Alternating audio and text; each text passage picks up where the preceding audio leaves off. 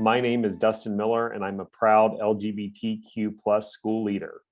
In thinking back to my past experience, I spent 20 years in K-12.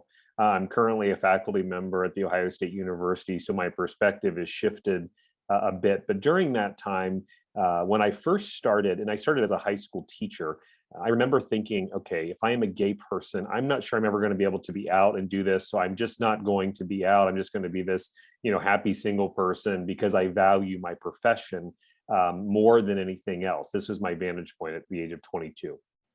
But fast forward a few years, which at that time I'd already become an assistant high school principal, I started to realize whose life am I living, or what life am I living this for?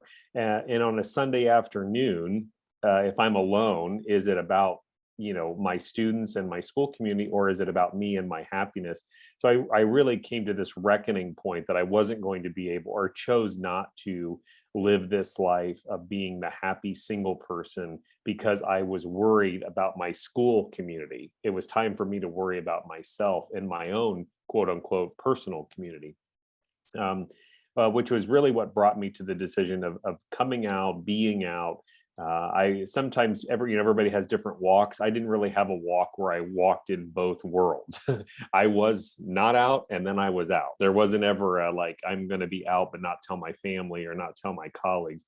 Excuse me. It was I'm coming out, and it is what it is.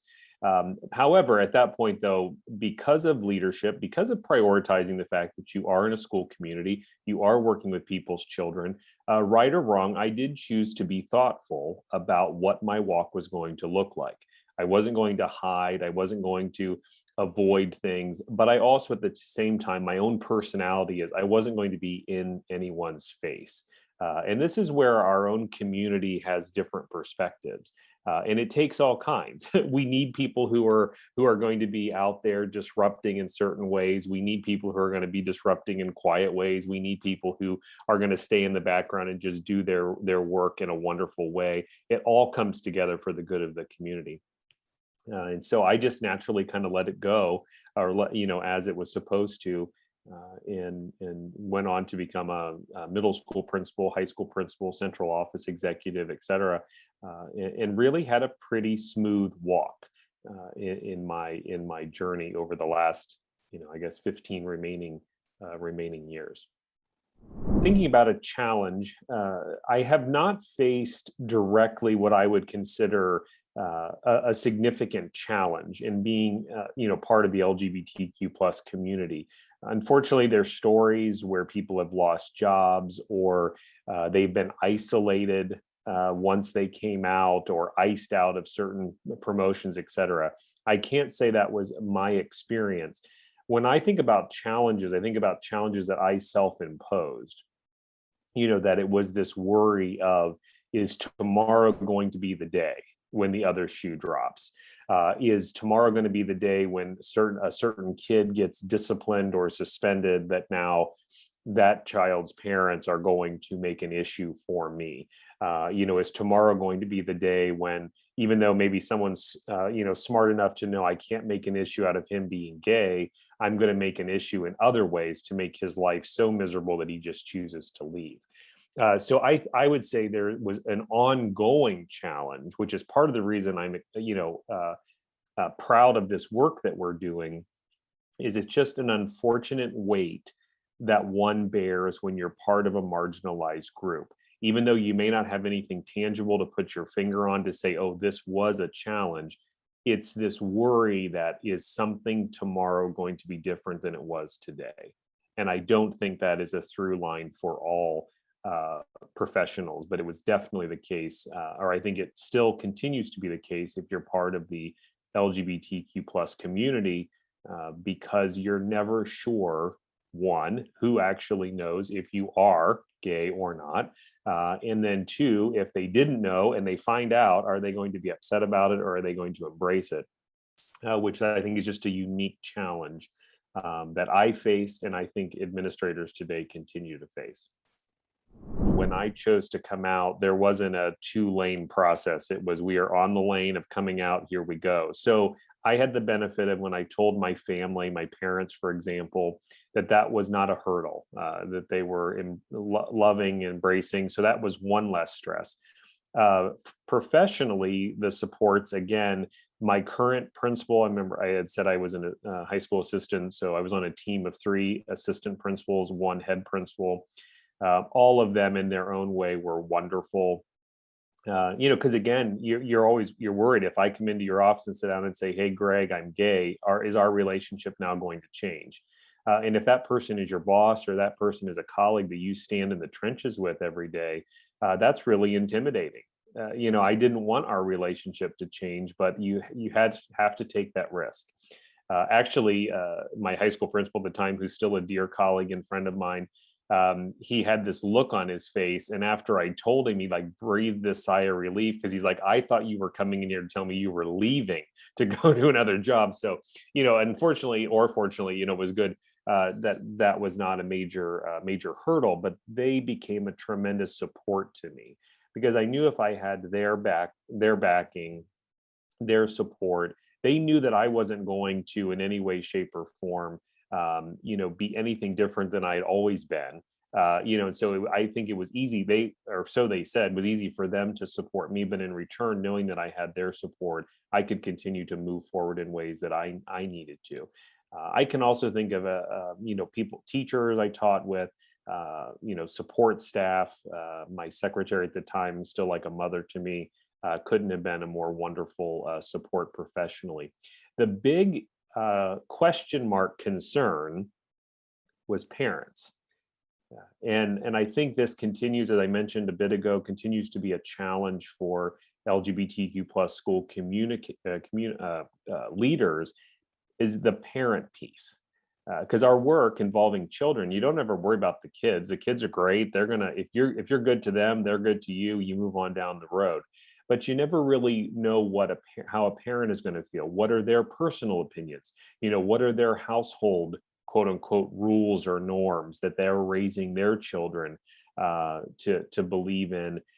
And I think that eventually over time, it just sort of works itself out. I had families that were extremely gracious, inviting myself, my partner to dinner.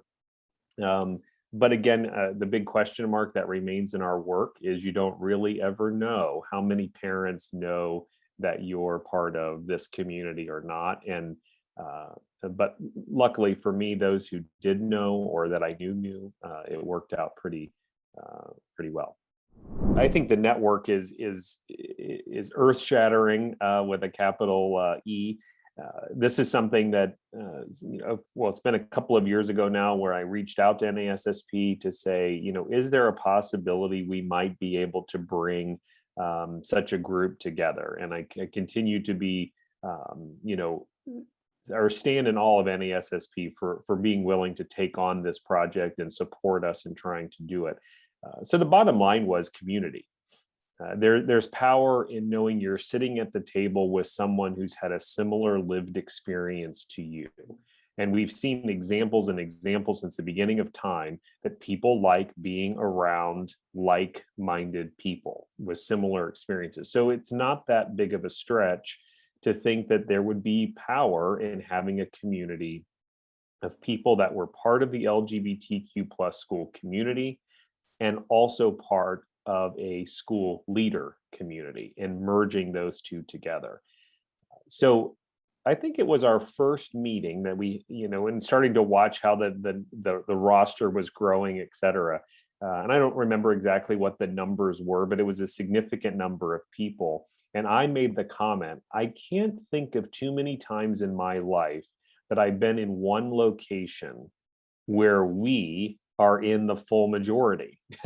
And there's some power in that. There's positive in that. There's a good feeling in that. So I would say the number one takeaway or positive for me personally and professionally is knowing you're not alone. You're not alone. I mean, it's much easier in 2021 than what our, those have gone before us had to deal with. You're not alone. However, it's nice knowing that there are 75 to 100 people just from the start that are in this community that we can talk to, we can share, stressors, we can share happiness, joys, etc. So that's probably number one.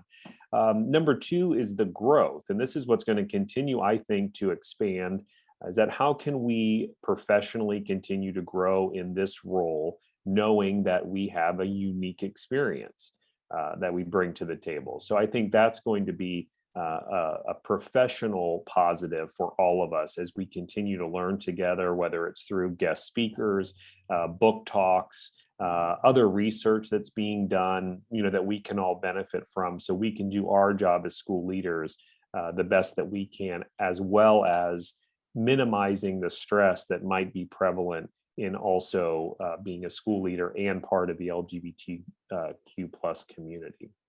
When I was coming out as a school as a part of the LGBTQ plus community as a school leader, I had the benefit of knowing just one one other gay school principal in our close Central Ohio community.